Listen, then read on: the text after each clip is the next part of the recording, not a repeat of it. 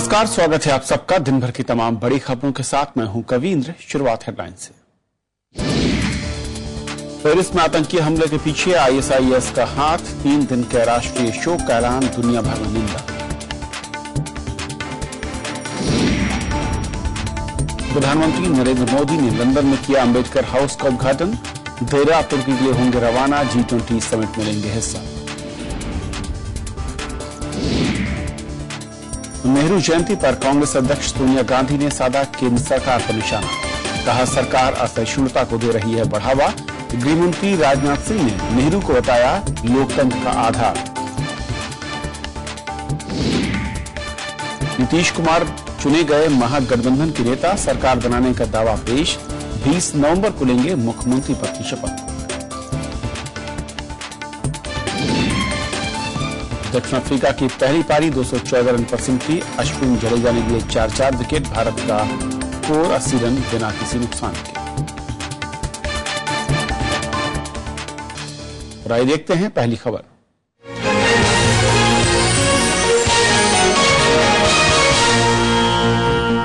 Paris में हुए सिलसिलेवार आतंकी हमले में 125 से ज्यादा लोग मारे गए हैं, जबकि करीब 200 से ज्यादा लोग घायल हुए हैं।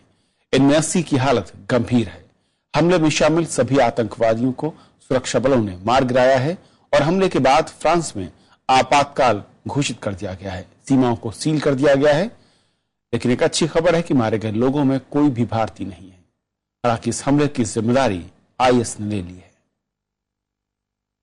फ्रांस की राजधानी पेरिस को दूसरे विश्व युद्ध के बाद सबसे बड़े हमले का सामना करना पड़ा है।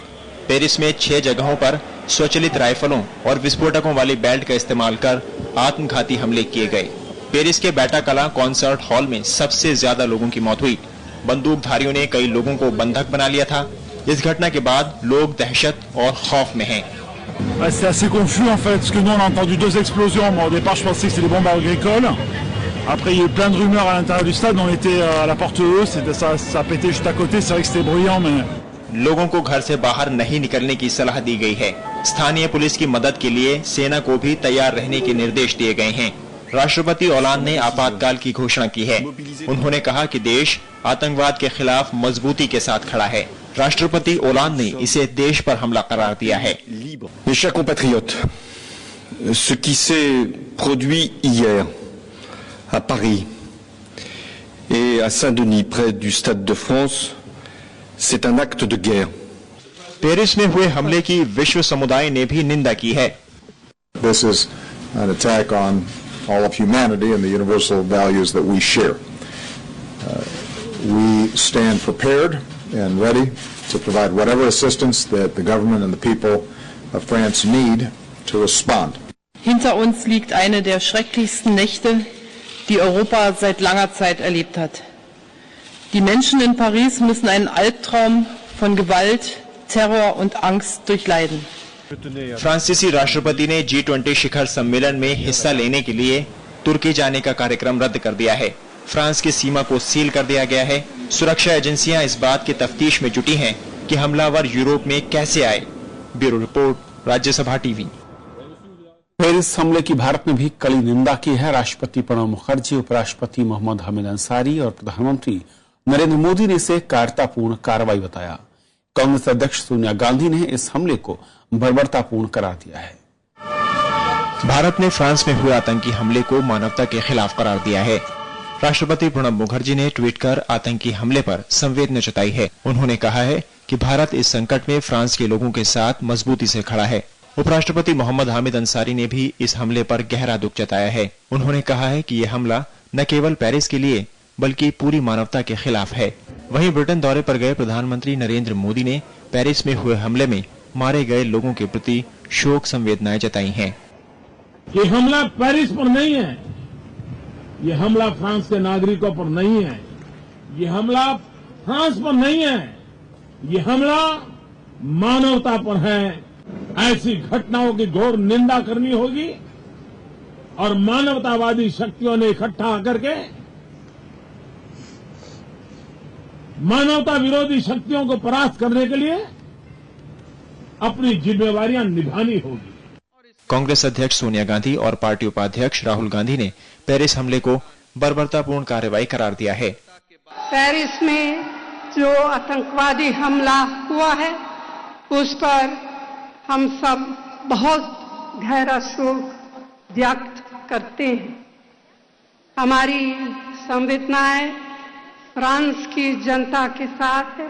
किसी भी तरह के आतंकवाद के खिलाफ हमारी लड़ाई को जारी रखना ही होगा। फ्रांस में हुए आतंकी हमले की विश्व समुदाय ने भी निंदा की है। इस हमले के बाद फ्रांस में आपातकाल लगा दिया गया है। Bureau report, Rajya Sabha TV. और इस पूरे मसले पर बातचीत करने के लिए हमारे साथ मौजूद श्री उदय भास्कर साहब जो कि निदेशक हैं एसपीएस के। उदय भास्कर साहब, बहुत बहुत स्वागत है हमारे साथ जुड़ने के लिए। सबसे पहले तो मैं समझना चाहूंगा आपके जरिए कि असल में फ्रांसी टारगेट क्यों बनाया गया? क्या आईएस ने जिम्मेदारी ली है और कई और हमले करने की जो चेतावनी जारी की उसे लेकर? अगर हम ये आज का जो पेरिस का हादसा हुआ है इसको अगर हम समीक्षा करें तो ये स्पष्ट है कि ये दूसरी बार है इसी साल में कि पेरिस को इस प्रकार से शिकार बनाया है। क्योंकि जैसे आपको याद होगा जी, जनवरी इस साल में चार्ली एब्डो वो जो मैगजीन था उन्होंने जिस प्रकार से इस्लाम और इस्लाम के साथ जुड़े हुए कुछ पहलुओं के ऊपर उन्होंने जो व्याख्या किया है वहां पे एक काफी बड़ा हमला हुआ था और फ्रांस के ही 3 नागरिक जो कि इस विषय से बहुत ही नाराज थे उन्होंने हमला किया और उसके बाद एक सुपरमार्केट में एक हमला हुआ था। और उस वक्त आपको याद रहेगा कि वो जो 3 लोगों को जिनको गिरफ्तार किया था उनमें से 2 भाई थे और उन्होंने कहा कि ये एक बदला है और उन्होंने काफी इस्लाम के कुछ विचारधारा के साथ इसको जोड़ने की उन्होंने कोशिश किया है। उसके बाद जिस प्रकार से वातावरण जो है फ्रांस में और पूरे मिस्र में जो बदलाव आया है, एक प्रकार का धारणा बनी है कि फ्रांस ने कुछ ऐसे नीतियों को अपनाया है, खास सीरिया के संदर्भ में, लीबिया के संदर्भ में, जहां पे वहां के जो लोग आम नागरिक और उनके मन में ये काफी एक प्रकार का भावना पैदा हुआ था कि फ्रांस के खिलाफ बदला लेना चाहिए। और इसमें आईएस का काफी एक बड़ा प्रभाव या असर रहा है। और आज का जो हमला हुआ है मैं मिस्र के जो उथल है उसके साथ मैं जोड़ता हूं। और जिन लोगों ने ये हादसा किया है कहा जा रहा है कि वो अपने बंदूक चलाने से पहले उन्होंने सीरिया का जिक्र किया है और वही कहा कि ये एक प्रकार का बदला है। तो अर्थात ये कि जिस प्रकार से पूरे पश्चिमी जो कहिए सब मैं ये समझना चाह रहा था कि असल में एक एक करके मैं देख रहा हूं कि तमाम यूरोपियन कंट्री हो या फिर एशियन हो या फिर वो बेल्ट जो कभी सुरक्षित मानी जाती थी वो धीरे धीरे आतंकवाद की गिरफ्त में आती दिख रही है। हर जगह घुसपैठ बढ़ती दिख रही है। समर्थन कहीं ना कहीं मैं कहूं जो एक स्लीपर सेल्स की बात होती है टेक्निकल लैंग्वेज में उसकी संख्या बढ़ती दिख रही है। सवाल यह कि ऐसे में फिर तमाम जो विश्व के देश हैं वो क्या करेंगे? सिर्फ हर हमले के बाद निंदा, जवाबी कार्रवाई की बात या फिर कोई और रास्ता? आपकी बात सही है साहब। आज जैसे ये घटना हमारे सामने आया है सोशल मीडिया पे मैं जो देख रहा था और मैं समझता हूं कि आम लोगों का भी यही एक प्रकार का अनुभव रहा होगा कि फ्रांस के जो नागरिक, ब्रिटेन के जो नागरिक जिन्होंने इस हादसे को समझने की कोशिश किया है, कई लोगों ने यह कहा है कि अभी तक जिन तस्वीरों को, जिस उथल को हम मिस्र के साथ जोड़ते थे, अफगानिस्तान के साथ जोड़ते थे, अफ्रीका के साथ जोड़ते थे, वो अभी हमारे शहरों में, हमारे सड़कों पे आ गया है। और वो यही सवाल पूछ रहे थे कि हम कितना सुरक्षित हैं। तो जैसे मैं पहले कहने की कोशिश कर रहा था कि पेरिस के अलावा इस प्रकार का हमला स्पेन के राजधानी माद्रिद में भी हुआ है, ब्रिटेन का राजधानी लंदन में भी हुआ है, और हम ये भी जानते हैं कि पिछले 2-3 साल में रूस का भी इसी प्रकार का एक काफी बड़ा हादसा हुआ था। तो अर्थात ये कि आईएस के साथ हम जो विचारधारा जोड़ते हैं दाइश के साथ, और उसके अलावा उससे पहले जो अलकायदा था, या ये जो कट्टरपंथी जो इस वक्त भावना है खास इस्लामिक देशों में, जो कि पश्चिमी यूरोप और अमेरिका को एक दुश्मन के तरफ वो देखते हैं, ये बहुत ही मैं कहूंगा कि अभी उत्तेजित हुआ है।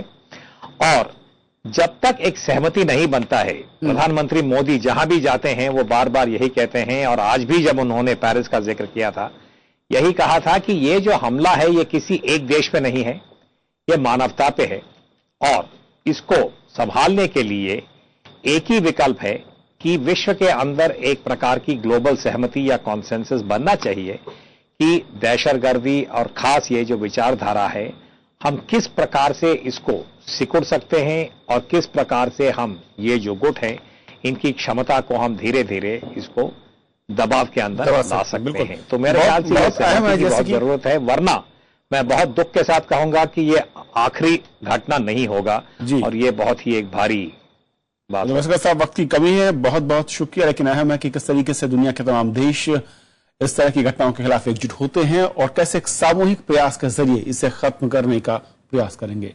ये थी हमारी आज की पहली खबर। छोटा सा ब्रेक के उस पार धर्म की दूसरी बड़ी खबर।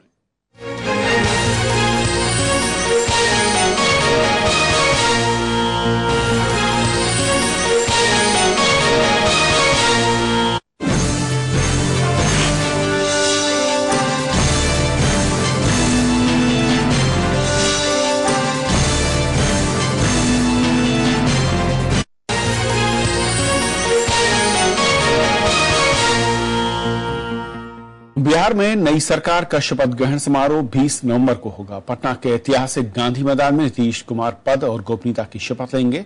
इस मौके पर कई बड़े राजनेता शामिल होंगे। नीतीश कुमार ने आज राज्यपाल से मिलकर सरकार बनाने का दावा पेश किया। बिहार में सरकार बनाने की कवायद तेज हो गई है। आज सबसे पहले जेडीयू विधायकों की बैठक हुई, जिसमें नीतीश कुमार को पार्टी का नेता चुना गया। इसके बाद महागठबंधन की बैठक हुई। इस बैठक में नीतीश कुमार को औपचारिक रूप से विधायक दल का नेता बनाया गया। बैठक में सरकार बनाने के लिए रणनीति भी तैयार हुई। बैठक में आरजेडी अध्यक्ष लालू प्रसाद यादव, जेडीयू अध्यक्ष शरद यादव, कांग्रेस के बिहार प्रभारी सीपी जोशी और राज्यसभा में विपक्ष के नेता गुलाम नबी आजाद मौजूद थे। अभी मिशन बाकी है, जो बिहार की जनता ने दिया है वो है देश के लिए। तो देश में भी ये जो बिहार की जनता ने राह दिखाई है उस राह को पकड़ करके आगे देश में भी चलना है। मंत्रिमंडल में तीनों दलों के लोग शामिल होंगे और मिलकर परस्पर सहयोग और विश्वास के साथ हम लोग एकजुट होकर काम करेंगे। इसके बाद नीतीश कुमार की अगुवाई में महागठबंधन के नेता राज्यपाल से मिलने पहुंचे और सरकार बनाने का दावा पेश किया।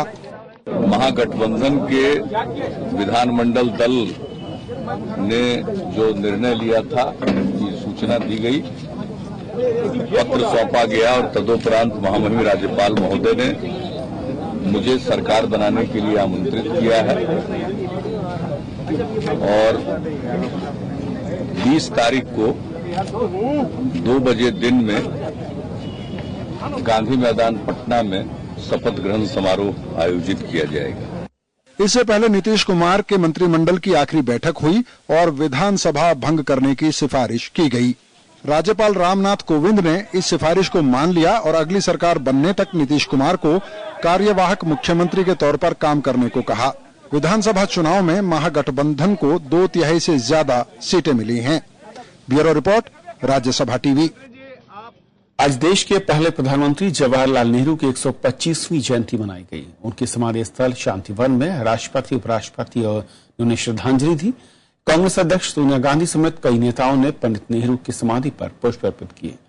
प्रधानमंत्री ने ट्वीट कर जवाहरलाल नेहरू को श्रद्धांजलि दी। आधुनिक भारत के निर्माता और देश के पहले प्रधानमंत्री जवाहरलाल नेहरू की जयंती पर देश ने उन्हें याद किया। राष्ट्रपति प्रणब मुखर्जी और उपराष्ट्रपति मोहम्मद हामिद अंसारी ने पंडित नेहरू की समाधि पर पुष्प अर्पित किए। पूर्व प्रधानमंत्री मनमोहन सिंह और कांग्रेस अध्यक्ष सोनिया गांधी ने भी शांतिवन पहुंचकर नेहरू को श्रद्धांजलि दी। कांग्रेस उपाध्यक्ष राहुल गांधी समेत कई नेताओं ने श्रद्धासुमन अर्पित किए। संसद भवन में भी जवाहरलाल नेहरू को श्रद्धांजलि दी गई। गृह मंत्री राजनाथ सिंह और बीजेपी नेता लाल कृष्ण आडवाणी समेत कई सांसदों ने श्रद्धासुमन अर्पित किए। वो युवा पीढ़ी के दिल की धड़कनों की तर्जुमानी करते थे। सारे देश में घूम घाम के उन्होंने प्रचार किया, कांग्रेस का प्रचार किया, अपनी विचारधारा का प्रचार किया, समाजवाद का, आर्थिक प्रगति का, सामाजिक सहिष्णुता का। कांग्रेस सेवा दल ने जवाहरलाल नेहरू की याद में इंडिया गेट से इंदिरा गांधी स्टेडियम तक शांति मार्च भी निकाला। आजादी के बाद में लगातार हिंदुस्तान को दुनिया के नक्शे पे लाकर खड़े करने में पंडित जवाहरलाल नेहरू का बहुत योगदान है। जवाहरलाल नेहरू का जन्म 14 नवंबर 1889 को इलाहाबाद में हुआ था। 1917 में होम रूल आंदोलन में शामिल होकर वो स्वतंत्रता आंदोलन में कूद पड़े। उन्होंने 1920 में असहयोग आंदोलन, 1930 में सविनय अवज्ञा आंदोलन, 1942 में भारत छोड़ो आंदोलन में हिस्सा लिया। आजादी के बाद वो भारत के पहले प्रधानमंत्री बने। उन्होंने आधुनिक भारत के निर्माण में अहम भूमिका निभाई। योजना आयोग, पंचवर्षीय योजना, विज्ञान और तकनीक के विकास में उन्होंने अहम योगदान दिया।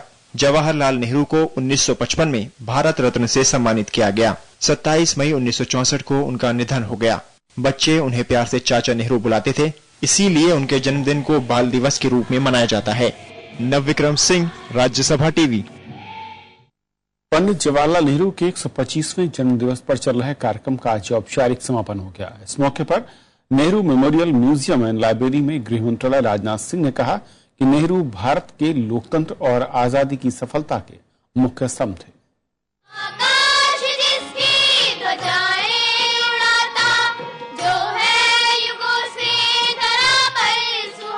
केंद्रीय गृह मंत्री राजनाथ सिंह ने देश के पहले प्रधानमंत्री पंडित जवाहरलाल नेहरू की जन्म जयंती को भारत के लोकतंत्र की मजबूत जयंती से तुलना की है।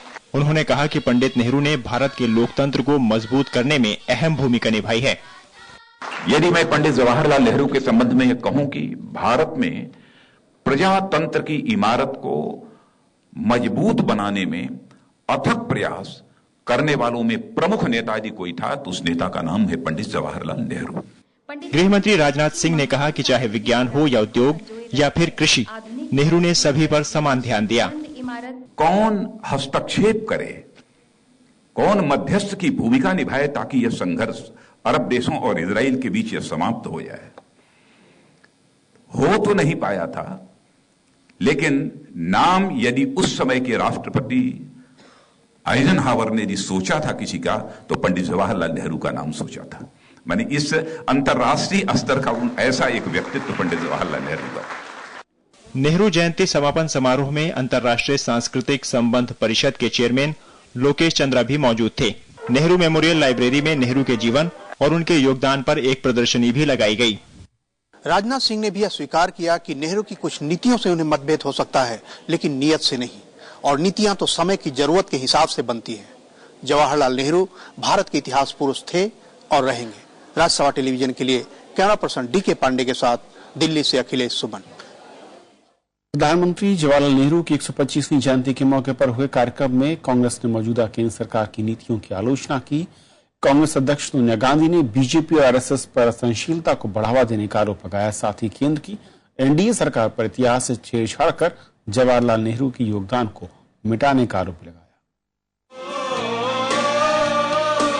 दिल्ली के इंदिरा गांधी इंडोर स्टेडियम में जवाहरलाल नेहरू की 125वीं जयंती समारोह के समापन के मौके पर कार्यक्रम का आयोजन किया गया।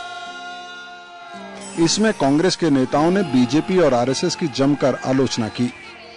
कांग्रेस अध्यक्षा सोनिया गांधी ने कहा कि वो लोग जिन्होंने आजादी की लड़ाई में कोई योगदान नहीं दिया, वो नेहरू और गांधी की भूमिका पर सवाल उठा रहे हैं। उन्होंने आरोप लगाया कि मौजूदा केंद्र सरकार सांप्रदायिकता को हवा दे रही है। आज जो भी सेक्युलर मूल्यों का विरोध करता है वो सिर्फ नेहरू जी का नहीं बल्कि महात्मा गांधी, उनके तमाम साथियों और दूसरे महान नेताओं का भी विरोध कर रहा है। कांग्रेस उपाध्यक्ष राहुल गांधी ने असहनशीलता के मुद्दे पर प्रधानमंत्री नरेंद्र मोदी की चुप्पी पर सवाल उठाया। आज हिंदुस्तान की जनता देख रही है और कह रही है कि अच्छे दिन नहीं आए, एक धर्म को दूसरे धर्म से लड़ाया जा रहा है, छोटे बच्चों को जलाया जा रहा है और हमारे प्रधानमंत्री इसके बारे में कुछ नहीं कह रहे हैं। पूर्व प्रधानमंत्री मनमोहन सिंह ने मोदी सरकार के विकास के दावों की आलोचना करते हुए समावेशी विकास पर जोर दिया।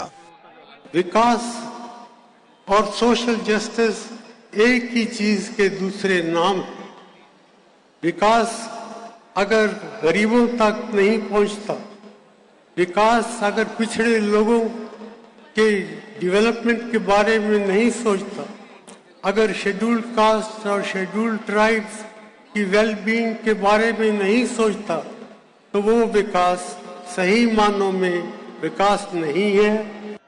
सम्मेलन में जहां कांग्रेस ने पंडित नेहरू की विचारधारा को देश के सद्भाव और एकता के लिए जरूरी बताया, वहीं बिहार चुनाव नतीजों से उत्साहित कांग्रेस केंद्र सरकार की नीतियों के खिलाफ काफी मुखर दिखाई दी। श्याम सुंदर, राज्यसभा टीवी। प्रधानमंत्री नरेंद्र मोदी ने कहा है कि भारत में प्राचीन काल से लोकतांत्रिक मूल्यों को बढ़ावा दिया गया है। ब्रिटेन दौरे के आखिरी दिन दार्शनिक बसवेश्वर की प्रतिमा का अनावरण के मौके पर उन्होंने बात कही। प्रधानमंत्री ने आज लंदन में डॉक्टर अम्बेडकर स्मारक का उद्घाटन भी किया। ब्रिटेन यात्रा के आखिरी दिन प्रधानमंत्री नरेंद्र मोदी ने लंदन में 12वीं सदी के दार्शनिक बसवेश्वर की नई प्रतिमा का अनावरण किया। इस मौके पर प्रधानमंत्री ने कहा कि भगवान बसवेश्वर के सिद्धांत और विचार आज की पीढ़ी के लिए भी प्रासंगिक हैं। उन्होंने लोकतांत्रिक मूल्यों, लैंगिक समानता और महिला सशक्तिकरण को बढ़ावा दिया। उनके आदर्श, उनके विचार विश्व के लोकतांत्रिक मूल्यों में विश्वास करने वाले लोगों को उनकी तरफ आकर्षित करेंगे, उनको समझने का प्रयास करेंगे और विश्व लोकतांत्रिक मूल्यों का महत्व समझेगा। प्रधानमंत्री ने कहा कि भारतीय समाज में दार्शनिक और समाज सुधारकों का अहम स्थान है। उन्होंने समाज में बदलाव और सुधार की प्रक्रिया को आगे बढ़ाया। हिंदुस्तान की विशेषता है कि हर समय हमने ऐसे रिफॉर्मर को जन्म दिया है जिन्होंने समाज में आती हुई बुराइयों को रोकने के लिए अथाक प्रयास किया है और उसका परिणाम देश को अच्छी तरह मिला है। प्रधानमंत्री ने उत्तरी लंदन में एक नए डॉक्टर अम्बेडकर स्मारक का उद्घाटन किया। ये स्मारक उसी जगह बनाया गया है जहां बाबा साहेब भीमराव अम्बेडकर ने रहकर कॉलेज की पढ़ाई की थी। इस मौके पर महाराष्ट्र के मुख्यमंत्री देवेंद्र फडणवीस और रामदास अठावले भी मौजूद थे। इससे पहले प्रधानमंत्री ने ब्रिटिश सांसदों, लेबर पार्टी के नेताओं और भारतीय मूल के लोगों से मुलाकात की। इसमें ब्रिटेन के विपक्षी दल और लेबर पार्टी के नेता जेरेमी कॉर्बिन और उद्योगपति लॉर्ड स्वराज पॉल शामिल हैं। प्रधानमंत्री टाटा मोटर्स के मालिकाना हक वाली जगुआर लैंड रोवर फैक्ट्री भी गए। ब्रिटिश दौरे के बाद प्रधानमंत्री 14 नवंबर को G20 शिखर सम्मेलन में हिस्सा लेने के लिए तुर्की रवाना हो गए। Arfa Khanam Sherwani, Rajya Sabha TV, London. Bengaluru test के पहले दिन का खेल खत्म होने तक भारत ने पहली पारी में बिना विकेट खोए 80 रन बना लिए। शिखर धवन 45 और मुरली विजय 28 रन पर नाबाद है। इससे पहले दक्षिण अफ्रीका की पूरी टीम 214 रन पर सिमट गई। और बात आपकी आवाज की।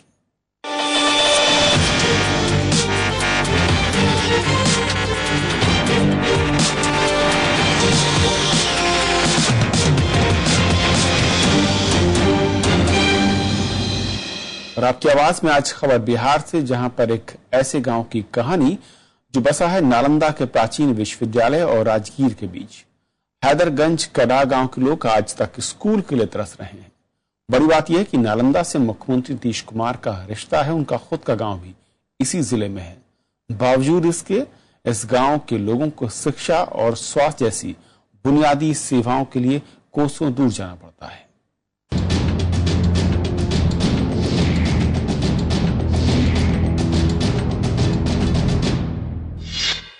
ये सर 2005 में बनाएगी नीतीश सरकार के फंड के द्वारा।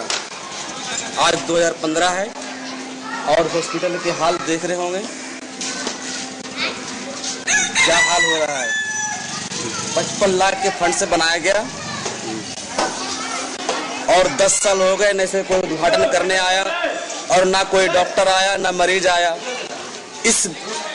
इस इलाके हैदरगंज कड़ा में ये हॉस्पिटल जो बनी है, इस गांव से अगल बगल गांव 8 गांव छोटे छोटे कस्बा बनते हैं जिसे लाभ उठा सकते हैं। अगर ये चालू हो जाए तो बहुत सारे लोग इस हॉस्पिटल से लाभ उठाएंगे। Asim Bihari girls high school हमारे गांव में हैदरगंज कड़ा में 2000 2003 में बनाया गया। ये अल्पसंख्यक का वाहिद स्कूल है लड़कियों के लिए, लेकिन अभी तक जो है ये चालू नहीं हुई है। हम लोगों ने, गांव के लोगों ने यहाँ से जो है विधायक जी के यहाँ, सतदेव आर्य जी के यहाँ गए, लेकिन इसका कोई रिस्पॉन्स नहीं लिया।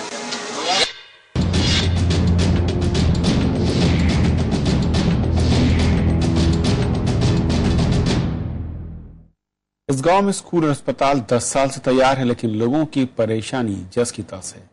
मूलभूत सुविधाओं के लिए लोगों ने प्रशासन से कई बार गुहार लगाई, लेकिन सब कुछ अनसुना रह गया। लोगों की शिकायत है कि अधिकारी हो या नेता सब सिर्फ आश्वासन देते हैं, होता कुछ नहीं। और अब तो लोग गांव की बदहाल तस्वीर बदलने का इंतजार करते करते थक चुके हैं।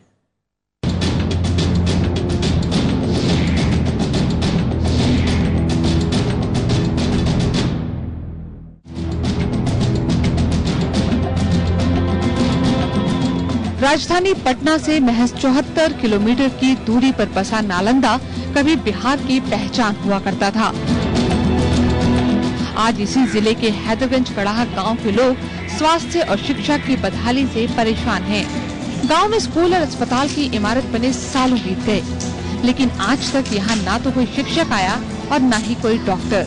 अस्पताल की इमारत का तो अभी तक उद्घाटन भी नहीं हुआ है। टूटी फूटी हालत में पहुंच चुकी इन इमारतों को देखकर कहा जा सकता है कि सरकार के लाखों रुपए यूं ही बर्बाद हो गए। आसिम बिहारी गर्ल स्कूल के नाम से जाबिर हुसैन के फंड से ये बनाया गया। 2003 से अब तक ये स्कूल चालू नहीं हुआ। यहाँ की अल्पसंख्यक की लड़कियाँ और दलित की लड़कियाँ 3 किलोमीटर दूर यहाँ से पढ़ने जाया करती हैं। 10 साल पहले गाँव वालों की फरियाद के बाद स्कूल और अस्पताल बनाया गया। लगा कि अब लोगों को पढ़ाई और सेहत की परेशानियों से दो चार नहीं होना पड़ेगा, लेकिन आज भी लड़कियों को स्कूल के लिए कई किलोमीटर का सफर पैदल तय करना होता है। गांव में किसी को अस्पताल ले जाने की नौबत आ जाए तो इसके लिए सबसे नजदीकी अस्पताल 20 किलोमीटर दूर बिहार शरीफ में है। जाहिर है ऐसे में मरीज की जान भगवान भरोसे ही है। इस गांव की आबादी 15,000 से ज्यादा है, जिसमें ज्यादातर लोग दलित और अल्पसंख्यक समुदाय से हैं। हैदरगंज कड़ाह के अलावा इस जिले के 8 और गांव हैं, जहां जरूरी सुविधाओं के नाम पर लोग ठगा हुआ ही महसूस करते हैं। इस बारे में स्थानीय नेताओं से कई बार दरख्वास्त की गई, लेकिन कोई सुनवाई नहीं हुई। हमारे लोग वहाँ उनके पास कितने बार अर्जी लेके गए, कागज लेकर गए, उन्होंने सिर्फ आश्वासन के अलावा कुछ नहीं दिया। सिर्फ इलेक्शन के मौके पर आते हैं और बकिया फिर 5 साल झांकी मारने नहीं आते इस गांव में। जब एक बार कभी दुर्घटना घटा था टंकी के मामला में पानी वाला, उस वक्त आए थे, उसके बाद से फिर कभी नहीं आया। चुनाव दर चुनाव बीत गए, सरकारें बनती गईं, लेकिन नहीं बदली तो इस गांव की तस्वीर। आज भी यहाँ के लोग शिक्षा और स्वास्थ्य जैसी मूलभूत सुविधाओं के लिए तरस रहे हैं।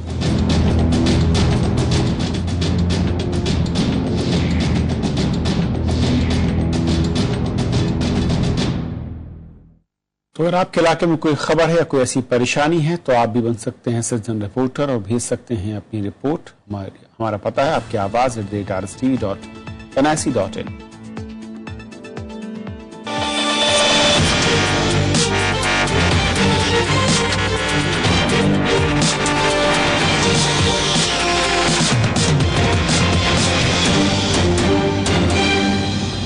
तो खबरों के आज के सफर में इतना ही। नमस्कार।